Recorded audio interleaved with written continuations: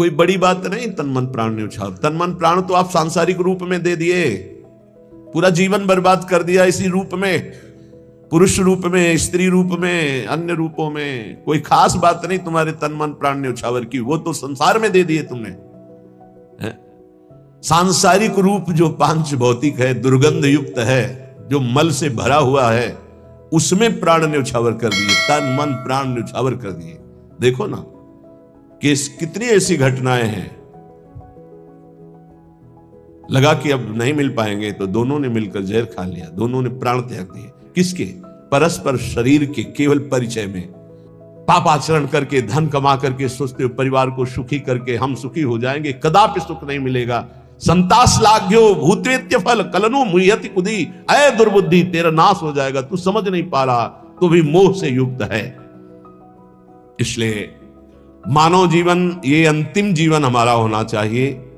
जो जो हमारे परिवार में हमारे साथी बने हैं, पत्नी पुत्र, सबका कल्याण करूंगा। जब 21 पीढ़ियां तर जाती हैं तो औरों की बात क्या।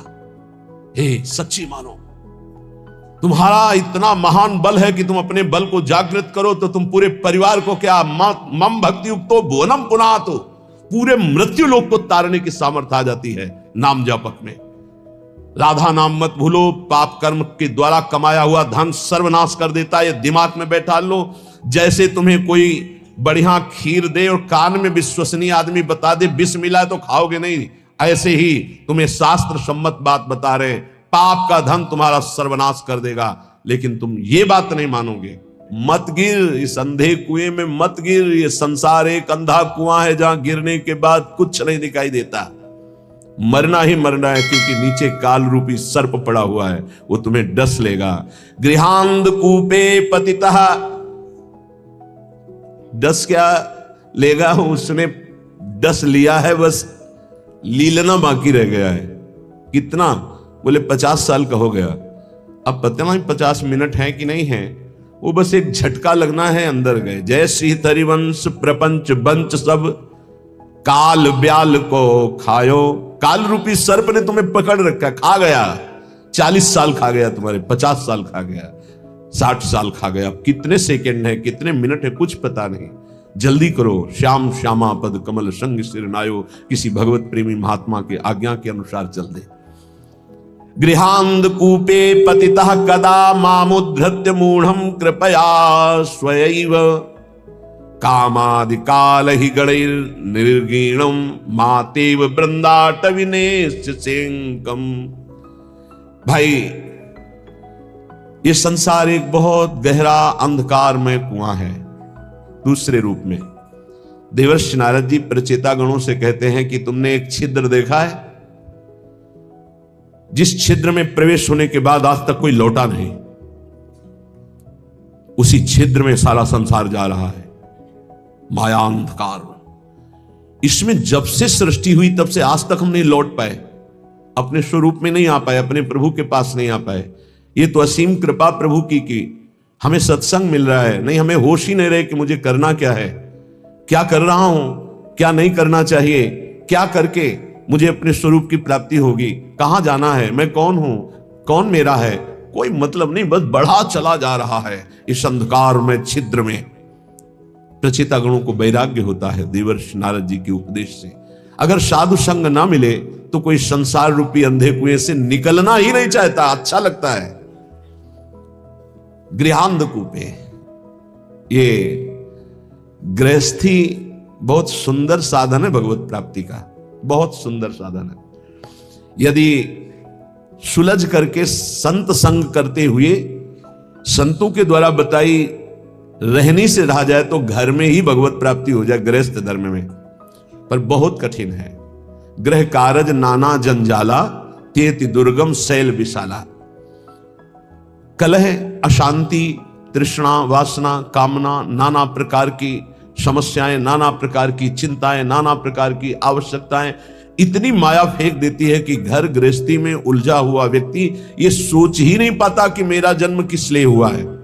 सच्ची कहते हैं आपसे, कभी हमने सुना ही नहीं कि भगवत प्राप्ति करनी है या भगवत प्राप्ति क्या है, कोई चर्चा नहीं सुनी हमने। बस वही जहां चार लोग बैठेंगे, यार तुम तो बड़े भाग्यशाली भय अपने लड़का का ब्याह कर लिया, अब कोई मिले तो यार हमारे भी लड़का करवा दे। यही प्रपंच की बात है, यही प्रपंच। हमने तो गाड़ी खरीद ली, हमने मकान बना लिया, हमने बस यही उपलब्धियां, यही जीवन का लाभ। कोई भजन, कोई भगवत प्राप्ति या कोई आवागमन से मुक्ति की बात कहीं आपको नहीं मिलेगी। अगर मिलेगी तो भगवत प्रेमी महात्माओं के संग से मिलेगी। ये हमने देखा है, खूब अच्छे से देखा है। सर्दी का समय है, आग जला ली, 10 लोग बैठ गए, 4 घंटे वही प्रपंच, एक बार रामकृष्ण हरि, एक बार भी नहीं। किसी के हृदय में भजन की कोई वृत्ति ही नहीं। गृहस्थी में हमने देखा। ये तो बड़े अहोभाग्य हैं जो अपने घर परिवार के सब कार्यों को सुव्यवस्थित करते हुए भगवत आराधना, भगवत प्रार्थना, भगवत सेवा, भगवान नाम जप, अरे हम इनको बहुत धन्यवाद देते हैं। दिन भर रिक्शा चलाते हैं, वृंदावन वास करते हैं, श्री जी की सेवा पधराए हुए हैं। कैसे बताएं कितने सौभाग्य इनके हैं। मरा जा रहा है प्राणी, केवल रुपया पैसा भोग सामग्रियों, मर गया फिर न जाने कितनी नीच योनियों में जन्म होता है। ये गृह कारज नाना जंजाला, तेति दुर्गम शैल विशाला। बहुत बड़ा पहाड़ है गृहस्थी का, जिसको पार करके भजन करना। गृहस्थी अगर थोड़ा भजन करके धर्म से चले तो उतने से ही भगवान प्रसन्न हो जाएंगे, क्योंकि बहुत कार्य उसके पास है। आप उन समस्याओं को नहीं समझ सकते हैं जो विरक्त भाव में हैं, क्योंकि अपने लोगों ने देखा ही नहीं उस विषय को, बचपन से निकल पड़े। लेकिन थोड़ा अनुमान लगा सकते हैं। जब हम पढ़ते हैं तो जब हमारी पढ़ाई की फीस, हमारे कपड़े, हमारे परिवार के लिए सब आवश्यक सामग्रियां, और वो एक आदमी कमाने वाला, वो भी एक किसान, उसके चेहरे की हालत देखो जब उससे कहा जाता है कि हमारी फीस महीने की दीजिए। हाँ हाँ देखो देंगे। एक किसान आदमी अगर 4 टमाटर खरीदने जाएगा तो गेहूं बेच के उसकी सिंचाई कितना कितना कितना का। एक आदमी नौकरी करता है, उसको एक सीमित अर्थ मिलता है, उससे पूरे परिवार का। वो भजन, भगवत प्राप्ति, मोक्ष प्राप्ति, अरे भूल जाओ, कहीं कोई चर्चा नहीं। हमने देखा है कोई चर्चा नहीं। प्रथम वर्ण में जन्म हुआ है तो भाई थोड़ा तो सुबह सुनो, जल्दी तैयार, ओम जय जगदीश, जल्दी तैयार करो, कोई मतलब नहीं है। तन मन धन सब तेरा, सब चिंतन उधर चल रहा है।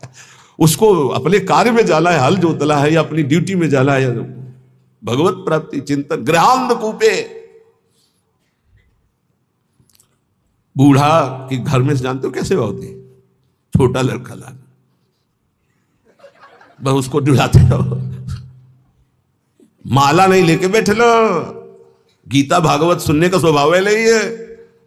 बहुत बहुत बहुत धन्यवाद है जिनको गृहस्थी में रह के भजन करते हैं। यही शब्द श्री भगवान के हैं। देवर्षि नारद जी ने कहा, प्रभु धन्यवाद गृहस्थी को। जब मन काम आया तो पत्नी है, मोह आया तो पुत्र है, भोजन की है तो रसोई है, हर व्यवस्था है प्रभु। धन्यवाद तो उन विरक्तों को प्रभु देना है जिनको कई कई दिन भोजन नहीं मिलता, हर कष्ट सहते हुए, हर भोग वासना की जलन को सहते हुए आपके भजन में लगे। तो उन्होंने कहा, ये तो तुम्हारी बात परम सत्य है, एक काम करोगे? बोले प्रभु आज्ञा कीजिए। एक स्वर्ण के कटोरे में पूरा घी एकदम लेवल से, और कहा एक परिक्रमा लगाओ वैकुंठ की, एक भी बूंद घी नहीं गिरेगा, अगर गिरा तो सुदर्शन चक्र है पीछे। तो प्रभु ये कोई समस्या में फंसा दिया। बोले नहीं, करके आओ बड़ी सावधानी से, एक भी बूंद नहीं गिरना चाहिए। पूरा का पूरा चिंतन में एक बूंद गिरा तो पीछे साए मचे हुए सुदर्शन चक्र जी की। परिक्रमा पूरी करके आए, बोले प्रभु एक भी बूंद नहीं गिरा। बोले वो तो गिरा होता तो सुदर्शन चक्र जी आपको दंड दे देते, तो गिरा ही नहीं है। बोले प्रभु ये लीला क्यों कराए? बोले कितनी बार नारायण बोले? बोले नारायण बोले लेकिन सुदर्शन चक्र पीछे एक बूंद घी न गिरे, आप नारायण की बात कह रहे हो? बोले हाँ, गृहस्थी में ऐसे लाखों कार्य हैं, तुम्हें एक कार्य दिया सावधानी से करने का तो तुम भूल गए। गृहस्थी में लाखों कार्य हैं, अगर उन लाखों कार्यों को करते हुए वो मेरा स्मरण करता है तो धन्य है उसका जीवन। सच्ची मानना, बड़े बड़े परमहंसों के माता पिता गृहस्थ ही हुए हैं। बड़े बड़े परमहंसों का उदर पोषण गृहस्थों से ही होता है। बड़े बड़े परमहंसों के शरीर का वस्त्र गृहस्थों से ही मिलता है। आप गृहस्थ धर्म में रह करके यदि नाम जप करते हैं, अतिथि सेवा, साधु सेवा करते हैं, तो सच्ची मानिए वो आपको निश्चित भगवत प्राप्ति कराएगा, निश्चित। एक तपस्वी आजीवन कठोर तपस्या जितेंद्रियता से जिस पद को प्राप्त करता है, गृहस्थी केवल पापाचरण न करे तो उसी से उसे भगवत प्राप्ति होती है। बड़े अकिंचन संत, खेत में सरसों की खेती पक गई थी, उसे अमनिया की जा रही थी। बुद्धिरहम प्रपलायामि हरिकेली वनम। तुम समझ रहे हो कि हमारा यही कर्तव्य है कि इनका पालन पोषण करके खूब चाहे जितना पाप कर्म करें।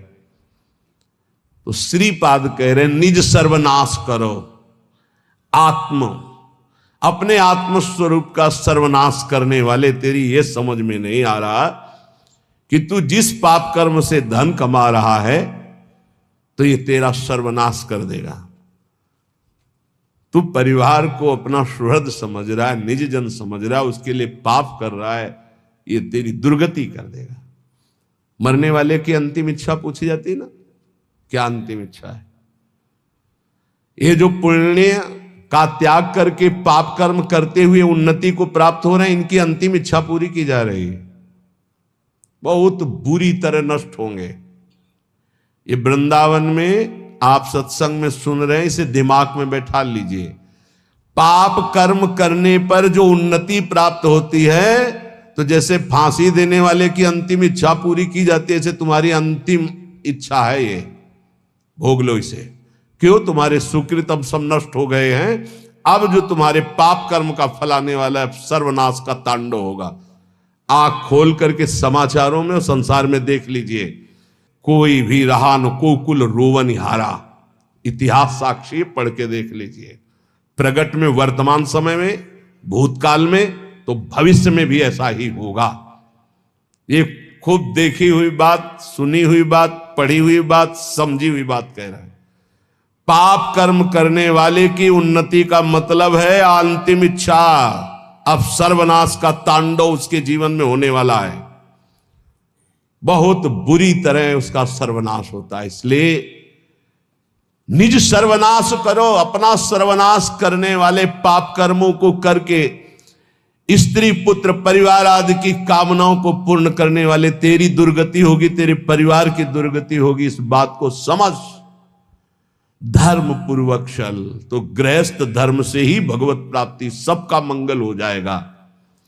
असंख्य जन्म व्यर्थ कर दिए, अब ये मानव जीवन तेरा व्यर्थ ना जाए। इसलिए कोई तुझे ऐसा भी समझाएगा, ऋण ग्रस्तो यायाम कथमः वृंदावनमहम।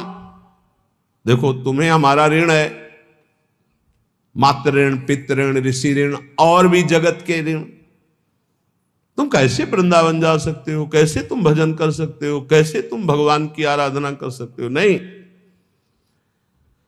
त्यजेयम व्या वृद्धावगति पितर उदार शिशुकान।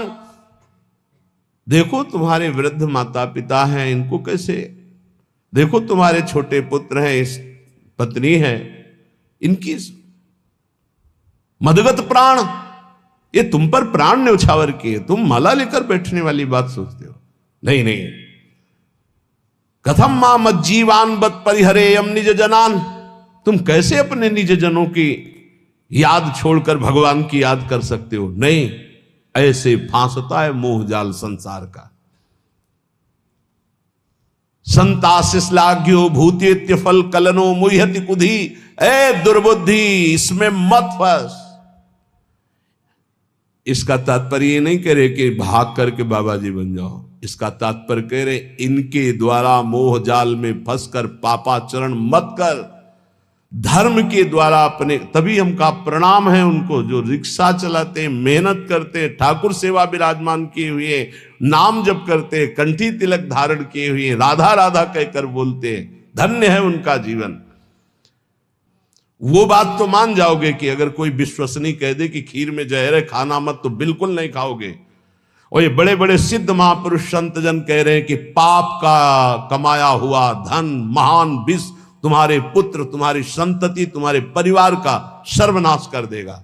बिल्कुल नहीं मानना। अतरे दिन घटना सुनते हो, बढ़िया गाड़ी में बैठे जा रहे हैं, पूरे बोले 7 लोग जल गए, 6 लोग जल। आप क्यों नहीं समझ रहे हैं? वो जला जला के पाप कर्म के द्वारा किया हुआ जो अर्थ है, उसी गाड़ी में तुम बैठे हो, वही तुम्हें जलाएगा। उस समय दयावसन कहते बहुत बड़ी गलत घटना हुई, लेकिन अगर उसके कर्म को पूर्व में देखोगे और फिर आपको तो ये लगेगा यही होना चाहिए था।